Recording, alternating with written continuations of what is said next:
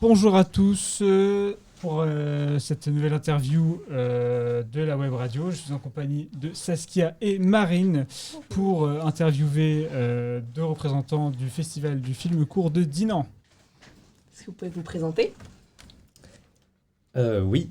Moi je suis Philippe Gauthier, donc je suis le fondateur et le délégué général du festival. Voilà.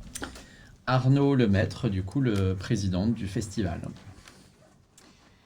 Donc on se retrouve pour la 8e édition du festival. Donc ça va commencer le 19 novembre et terminer le 23 novembre. Et il y a donc 3 compétitions. La compétition française avec 15 courts-métrages, la compétition internationale avec 15 courts-métrages aussi, et la compétition émergence avec 30 films autoproduits. Donc c'est quoi la compétition émergence ? Alors, la compétition émergence, ce sont donc des films autoproduits qui s'adressent plutôt aux jeunes. Donc surtout émergence 1 du coup qui est plutôt pour on va dire le cycle 4, enfin collège, et le émergence 2 donc pour le lycée du coup.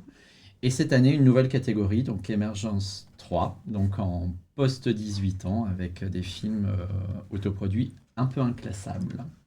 Elle est historiquement dédiée aux scolaires, mais cette année on l'ouvre au grand public. Donc le samedi, le grand public pourra voir aussi ces séances au cinéma. Je sais pas, vous êtes du coup le président de l'association, non ? Je sais pas non plus. Est-ce que, par exemple, vous l'avez fondée après quand cette association ? À quel âge ? Eh bien, j'avais 17 ans, donc la première édition c'était le 17 novembre 2017, et j'ai créé l'association 2 mois plus tard, donc en janvier 2018. Ok. Et pourquoi ? C'était ça la question ? Pour un jeune, ça n'a pas été compliqué, il n'y a pas eu de difficultés sur... Si, plein. Sur le fait de créer cette association, d'être pris aussi au sérieux par les adultes, par le grand public, et d'avoir accès aux salles, de faire du cinéma en fait à Dinan. À Dinan, ce qui est chouette, c'est qu'on est quand même dans une ville intimiste où tout le monde est quand même plutôt accessible, etc. Donc le cinéma, ça a été sur déjà un accord de base du cinéma avant d'avoir la ville de Dinan.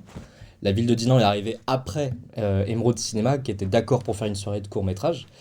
Et on peut dire que les partenaires historiques, c'est vraiment le cinéma et la ville. Donc quand il y a une volonté institutionnelle et la volonté d'un exploitant, ça permet de créer une association culturelle.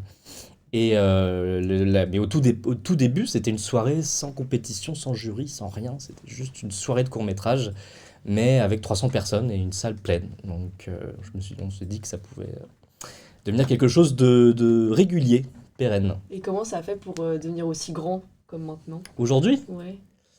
Oh, qu'est-ce que t'en penses ? Moi je peux parler à la limite en tant que professeur là pour le coup, et puis professeur d'histoire géo et puis de responsable d'un atelier cinéma donc au Cordelier. En fait, moi je suis allé d'abord la toute première fois un peu par curiosité, ouais. En fait avec les élèves de 3e. Et je me suis très très vite rendu compte que j'étais un petit peu vieux parce que nos jeunes voient beaucoup de courts-métrages, à l'inverse de moi qui était plutôt axé sur du long-métrage. Et honnêtement, c'est très efficace. En fait, c'est super efficace. Et j'ai vu des réactions là, du public, 4e, 3e, vraiment excellentes, quoi. Et en fait, ça fait 5 ans maintenant qu'on y va. Et honnêtement, tous les ans, c'est assez génial, quoi, en termes de surprise, d'efficacité sur des thèmes... des fois franchement difficiles, et en 4 minutes, 7 minutes, 10 minutes, ça passe super bien, quoi.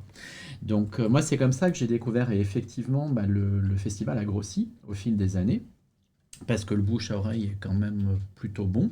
Alors on aimerait encore plus de monde, hein, mais voilà, franchement c'est plutôt bien, quoi. En fait, il y a un alignement d'étoiles, j'aime bien dire ça, parce qu'à Dinan, en fait, mine de rien, on a les infrastructures, on a un super cinéma, art et essai, ouais. Donc on peut faire ce qu'on veut, entre guillemets. On a un super théâtre des Jacobins, on y est depuis 4 ans, qu'on adapte techniquement pour des projections cinéma. Donc en fait, on a des infrastructures, on pourrait avoir 10-15 000 festivaliers. On a vraiment en fait, les salles pour avoir un festival de cinéma qui accueille vraiment du monde. Donc en fait, tous les ans, on se développe et on pourrait encore se développer puisque les infrastructures le permettent. Donc là, pour le moment, la fréquentation elle est exponentielle, elle fait que augmenter d'année en année. L'an dernier, on a eu 4500 personnes en 5 jours. Cette année, on espère franchir la barre des 5000. Tout à j'espère. fait. Et du coup, est-ce que vous savez que s'il y a des gens qui viennent de très loin pour venir voir le festival ou pas? Oui, bah oui, ne serait-ce que les talents, les équipes de films, puisque cette année, on a une grosse délégation belge qui vient. C'est soit des représentants de films, soit des partenaires institutionnels. L'an dernier, on avait une réalisatrice québécoise qui a traversé l'Atlantique exprès pour présenter son film. On a des Suisses, des Luxembourgeois. Cette année, on a un directeur de festival malgache. Donc, on fait venir exprès de Madagascar. Les gens, oui, viennent de loin. Beaucoup de Paris, de Rennes. Il y a une communauté cinéphile qu'on arrive à toucher chez les Malouins, chez les Rennais. Mais voilà, on est ouvert à tous. Et c'est qui les jurys de cette année? Alors, cette année, on a 3 jurys. On a un jury officiel présidé par Julie Ferrier, qui est comédienne, metteuse en scène. Elle est notamment entourée de l'actrice belge Natacha Régnier, prix d'interprétation à Cannes, qui a une grande carrière dans le cinéma d'auteur. On est très fiers de l'avoir. C'est une Belge, mais elle vit en Bretagne. On a le directeur de casting David Bertrand, qui est l'ancien président de l'association des directeurs de casting. On a Louise Dumas qui représente le magazine Positif, édité par l'Institut Lumière à Lyon. On a Laza, donc, qui est directeur de Madagascar, producteur, réalisateur malgache. Donc, c'est le seul festival de cinéma sur l'île à Madagascar. On est très content de l'avoir avec nous. Qui j'oublie? On a Gigi Ledron, qui est membre de Actrices et Acteurs de France Associés et qui est comédienne. On a un nouveau jury qui est parrainé par le syndicat français de la critique de cinéma. On en est très fiers, c'est vraiment une preuve de... Comment dire, on se sent un peu validé par le milieu du cinéma, puisque le syndicat est partenaire peut-être de 3-4 manifestations en France. Donc ça souligne l'exigence de notre programmation. On en est très fiers. Donc on a 3 jurys, on a 3 membres du jury de la critique qui remettront le prix de la critique, qui est un très très beau prix, qui a beaucoup de valeur. Et on a un 3e jury, si tu peux en parler, le jury Passe Culture. Oui, alors en fait, avec Florence Travers, du coup, depuis 3 ans maintenant, donc on a 3 ans, voilà, en fait, un partenariat avec le Passe Culture France. Donc c'est plutôt bien, si je ne me trompe pas, nous n'avons que 3 festivals en France. Pareil, oui, très parrainés, sélectif. dont Dinan, donc c'est cool pour une ville de 15 000 habitants, c'est plutôt pas mal. Donc on est vraiment content. Et du coup, ça donne la parole là, c'est assez concret parce que le jury, ce sont des jeunes, en fait, de 18-19 ans, cinéphiles, qui vraiment aiment le cinéma et qui découvrent aussi pourquoi choisir un film, pourquoi tel film et pas tel autre, etc. Avec une forme de débat et tout. Donc ça, c'est plutôt bien. Ça affine leur esprit critique. Et ils sont accompagnés d'un mentor. L'an dernier, c'était le réalisateur Yann Samuel. La guerre des boutons, jeu d'enfant. Cette année, c'est le réalisateur Chad Chenouga. Je bug parce qu'on l'a pas annoncé à la presse, mais voilà. Vous avez des exclusivités aussi à la web radio de la Fontaine des Eaux. En fait, ils sont vraiment encadrés par un professionnel du cinéma. Et comment ils sont choisis du coup Ils sont choisis par le Passe Culture qui lance un appel à candidature. Je crois que c'est en cours d'ailleurs. C'est en cours, oui. Donc c'est 8 jeunes Bretons en tout qui sont retenus sur dossier. Il me semble qu'il y a eu des lettres de motivation. Ok. Voilà. Et cette année, il y a une particularité aussi, c'est la partie professionnelle. En fait, il y a une forme de 2e festival là, qui se crée, qui s'adresse vraiment plutôt aux professionnels. Philippe, il tenait déjà depuis l'an dernier, même J'en ai parlé au discours de clôture l'an dernier, j'ai dit je veux un volet pro. Voilà. Et ça a été un travail titanesque, on est trop contents. Les gens en parlent. On a vraiment 2 jours, ça s'appelle Dinan Film Pro. Et du coup, pendant 2 jours, on va recevoir plein de professionnels du cinéma, vraiment, sur des rencontres. Donc, on va commencer en parlant de la coproduction internationale sur l'étude de cas d'un court-métrage qui a été coproduit, qui est franco-belgeo-suisse. Donc, on va parler des passerelles entre les territoires francophones sur comment coproduire un court-métrage.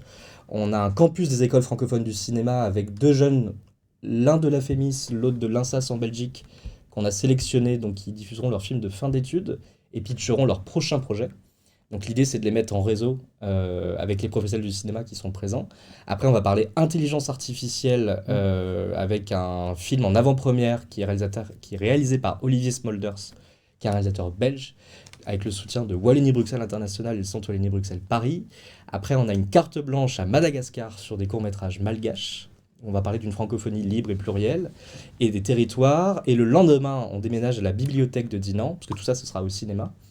Et le lendemain, on va parler de la violence numérique, du deepfake, parce qu'il y a une violence là-dessus sur les artistes-interprètes. Donc on s'intéresse aussi au numérique. Et à la fin, on va terminer sur les convergences entre le casting en France et en Belgique, avec un réalisateur de cast belge et français. Et ils vont expliquer quelle différence, quelle convergence sur le fait de faire du casting en France et en Belgique. Donc voilà, c'est 2 jours super riches, c'est 6 sessions, il y aura des cocktails de réseautage, du networking. Et on est très très contents, c'est un vrai axe de développement pour nous cette année, c'est vraiment ça. Dinan Film Pro du coup. Ok, super. Et selon vous, pourquoi on devrait venir au Festival du film court ? Pourquoi ne pas venir? Quelle question absurde.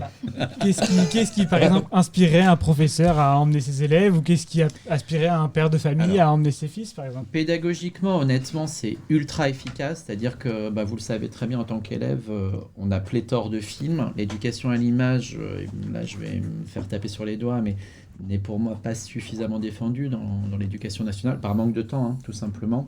C'est-à-dire qu'en fait, il faudrait des créneaux, tout simplement, pour passer les films. Le cours peut le permettre. Je pense à des sites comme Lumni qui peuvent être utilisés par les profs. Un court-métrage efficace. Je vais juste me permettre de parler d'un qui est sélectionné en émergence 1, qui est sur la Première Guerre mondiale. Sans trop le dévoiler, c'est sur la fin de la Première Guerre mondiale où des soldats refusent de combattre et sont remis en question par leur hiérarchie, en fait. Et il est très efficace, très humain, très, personnel. On est dans un mélange entre lettre de poilu et la dernière lettre qu'on laisse à sa propre mère ou son père sur quelque chose qu'ils n'ont pas, où ils n'ont aucun reproche à avoir, en fait. Simplement, le contexte de l'époque, vous en rappelez tous, c'était assez costaud et assez dur, la pensée militaire, etc. Donc voilà, ça, et il dure 7 minutes. Honnêtement, en 7 minutes, il fait comprendre quelque part l'absurdité d'une guerre. Le peu de compassion qu'il y avait à cette époque-là. Donc voilà, je pense que le cours, en fait, est vraiment très efficace pour faire passer des messages. Et au-delà de ça, dans la sélection, on a évalué 480 courts-métrages cet été. On n'a pas beaucoup profité du soleil. Non, c'est clair. On a vu beaucoup de films. Et on a quand même cette année 2 fois plus de films internationaux. C'est-à-dire qu'on a 15 films français, mais on a ouvert la sélection à beaucoup plus de films de l'espace francophone. Donc on a beaucoup plus de films belges, suisses, luxembourgeois, québécois, marocains, tunisiens, des films parfois rares qu'on n'a pas l'habitude de voir. Et c'est la vraie valeur ajoutée du festival, c'est qu'on va chercher des films qu'on ne voit peut-être, qu'on voit peut-être pas, qu'on voit pas ailleurs. Et ce genre de festival à Dinan, c'est un peu un ovni, c'est une chance vraiment pour les habitants d'avoir un festival qui a un regard sur cette jeune création francophone. Et pourquoi emmener ses enfants ? Puisqu'on sensibilise, je pense aussi. On crée un sentiment d'appartenance à la francophonie. Alors je m'explique, ça veut rien dire comme ça. Mais c'est qu'aujourd'hui, les jeunes, ils consomment beaucoup les plateformes avec des contenus anglophones. On est vraiment sur des mastodontes, on va dire, des Netflix, des Amazon Prime, etc. Et je pense que c'est important de faire revenir les jeunes vers des œuvres en langue française, puisque la langue française, mine de rien, perd du terrain. Et alors où Donald Trump évoque le fait de taxer des films qu'on va importer là-bas, on se dit que c'est pas mal de travailler avec des Québécois, avec des Belges, avec des Marocains, des Tunisiens, où il se passe des choses, où ils font des films super originaux, super intéressants. Et voilà, pourquoi pas de créer des circuits alternatifs de coproduction et de s'intéresser à cette jeunesse qu'on n'a pas l'habitude d'entendre. Et donc, ce travail à Dinan, c'est de mettre ces nouvelles voix du cinéma francophone en lumière. D'ailleurs, pour ce qui est de la sélection, est-ce que vous avez remarqué un thème récurrent en général, qui revient selon les courts-métrages ? Dans la sélection ? Dans la sélection et dans ce que vous avez sélectionné ? Oui, on le remarque beaucoup en France. Il y a des territoires où... Alors moi, j'ai j'ai un amour particulier pour les Belges parce que tous les ans ils sont au palmarès, ils osent des formats qu'on n'ose pas ailleurs, ils sont super originaux, ils sont bluffants. Et c'est souvent les mêmes, ils sortent de l'INSAS la plupart. En France, on a souvent un peu les mêmes sujets, tendance à avoir les mêmes sujets qui reviennent sur le passage à l'âge adulte, les premiers amours, voilà, il y a Alors, il y a l'identité. Il y a deux types de... Parce que Philippe, en fait, est en charge avec d'autres, il n'est pas tout seul, mais sur vraiment la partie internationale et nationale. Moi, je suis plus sur la partie émergence. Et donc, l'optique aussi, c'est d'essayer quand même de varier. Pour être très concret, là, on a eu 130 cours sur la partie émergence. Sur les 130, on en a sélectionné 30. Donc, on essaye aussi de varier, c'est-à-dire il peut y avoir, par exemple cette année, vous verrez sur Émergence 1 et 2, des films aussi humoristiques, pas forcément sur des sujets faciles, mais traités de manière humoristique, voilà. Et donc, après, il y a des thèmes plus costauds, plus sociaux, plus de l'époque, etc. Mais du coup, on essaye aussi de varier. Voilà. Et ça permet d'avoir une approche un peu différente sur les critères de choix, etc. Donc, Et ma question, ce serait en quoi recevoir une récompense du festival permet aux jeunes réalisateurs, réalisatrices, de lancer leur carrière? Alors, d'abord, on a des réalisateurs qui ont été primés à Dinan, qui sont partis d'un court-métrage qu'ils ont adapté en long-métrage. Donc là, on en est fiers, et ça arrivé plusieurs fois. Il y en a un, on parlait tout à l'heure, Michael Dichter, qui a eu le prix du meilleur film en 2019, a adapté son film Les Trois Fantastiques, avec Roman Boringer, etc. Et c'est un film, du coup, que personnellement j'ai eu le plaisir de voir en avant-première à Paris. Et puis là, le réalisateur Maxime Roy est venu, il m'a remercié. Là, tu te dis, ok, donc on est quand même utile. Même si on n'est pas des... Comment dire ? Il y a des festivals beaucoup plus importants, évidemment. En France, on a un vivier de festivals extraordinaires. Voilà, il y a des festivals de Brest, de Clermont-Ferrand. Mais à notre petit niveau, on est essentiel parce que, mine de rien, quand il y a une sélection ou un film qui repart primé, derrière, ça va être un argument auprès d'éventuels partenaires en tant que partenaires producteurs ou peut-être de diffuseurs, de dire j'ai eu un prix dans ce festival-là. Ça permet d'ouvrir des opportunités, au-delà de juste de remettre un trophée basique. Ça on aide à la co-construction de carrière. Et on voit que vraiment, en 8 ans, on voit, il y en a qui sont devenus confirmés. Vraiment. Clairement, ouais. Plusieurs. Michael Dichter, c'est vraiment pour moi l'exemple parfait, quoi. C'est-à-dire que il part vraiment d'un cours. L'histoire fait que, et ça vous le savez bien, on peut faire des longs derrière. Et là, il réussit un pari fabuleux, quoi. C'est-à-dire que le cours était déjà très efficace, mais le long l'est aussi. Donc, Et il y en a un autre, Maxime Roy. Oui, je parlais de lui tout à l'heure. Non, Oui. je parlais pas de lui tout à l'heure. Bref, c'est pas grave. Maxime Roy, qui a fait Beautiful Loser à l'époque, qui a eu le prix du scénario, a adapté en faisant Les Héroïques, avec Roman Boringer, c'est celui-là, je crois que j'ai confondu, pardon. Et en fait, le court-métrage commence sur un espèce de plan-séquence sur un mec complètement toxicomane qui est en train d'essayer de parler, de se soigner, etc. Et en fait, l'intro du court-métrage, donc la première partie du court-métrage, c'est l'intro du film qu'il a fait après. Donc, j'ai trouvé ça extraordinaire. C'est comme Partir un jour, il y a aussi je sais pas si vous avez déjà vu Oui, court-métrage, qui était à il avait Cannes. fait Exact. un vrai long métrage, quoi. Et le gros avantage, ça c'est un autre aspect encore, mais sur les cours, c'est de faire sortir des acteurs ou actrices. Ah oui. C'est-à-dire qu'en fait, nos grands acteurs et actrices, je pense à François Civil ou Adèle Exarchopoulos, c'est en fait souvent quand même on démarrait par du casting en fait sur du cours et à un moment donné repérer quoi sur justement un cours et ça va plus loin et ils vont plus loin du coup derrière. Donc moi ça me surprend tout le temps dans les courts-métrages qu'on voit, films autoproduits ou produits d'ailleurs, peu importe, et en fait de voir mais vraiment des grands acteurs qui sont dans le cours et qui continuent à le faire. Donc c'est assez génial aussi, je trouve que ils n'oublient pas d'où ils viennent, quoi. Donc ça c'est bien. Mais ce qui est étonnant, c'est d'ailleurs on a Émergence heureusement pour l'autoproduction. Et d'ailleurs, c'est difficile de qualifier ce qui est Oui. une autoproduction, mais sur les films de la compétition française internationale, faut pas croire, c'est des films ultra calibrés à 100, 200 000 euros de budget, avec des producteurs derrière, avec des diffuseurs, et c'est quand même des gens qui cherchent à se faire une place, mais c'est quand même... sacré c'est budget. super calibré. Et Patrice Lecomte, qui était président du jury l'an dernier, il disait, parce que c'est une autre génération, il disait, mais c'est qui ces producteurs qui financent tous ces courts-métrages, que tu n'as pas d'argent quand tu fais du court-métrage. Donc il disait, mais c'est qui tous ces producteurs qui financent ces films où tu as du casting, des vraies valeurs de production, etc., en 20 minutes, mais qui ne trouvent pas leur place sur un marché. Donc c'est vraiment pour mettre en lumière des nouveaux talents, quoi. Ok, super. Bon, bah, et juste ma dernière question, du coup, pour les lycéens qui voudraient se lancer, par exemple, pour le festival, par exemple, comment ils pourraient inscrire leur film, justement, pour l'année prochaine ou pour... Au lancement de l'appel à films, entre le mois de mars et le mois d'avril, via la plateforme Short Film Dépôt. Donc c'est via notre site internet festivalfilmcourt.fr, et puis voilà, il y a rien de compliqué, faut inscrire, voilà, faut juste enregistrer le film.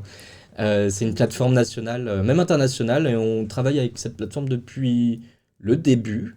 On a des très bons, en fait on en est très content parce qu'il y a d'autres plateformes pour des festivals, mais cette plateforme on est très content parce qu'on a on a la qualité, on a une grande qualité en fait. Donc on n'en change pas spécialement. On pourrait aller sur d'autres plateformes plus internationales, mais Short Film Dépôt, ça nous convient très bien. Super. Ok, bah merci beaucoup. Est-ce que vous avez envie de dire un mot de la fin pour clôturer tout ça et après... Eh ben rendez-vous du 19 au 23 novembre. Super. Voilà. Venez en nombreux. masse, Voilà. avec vos cousins, vos voisins, tout le Vos monde. connaissances. Voilà. Voilà. Merci. Merci à vous. Merci. Bah, merci.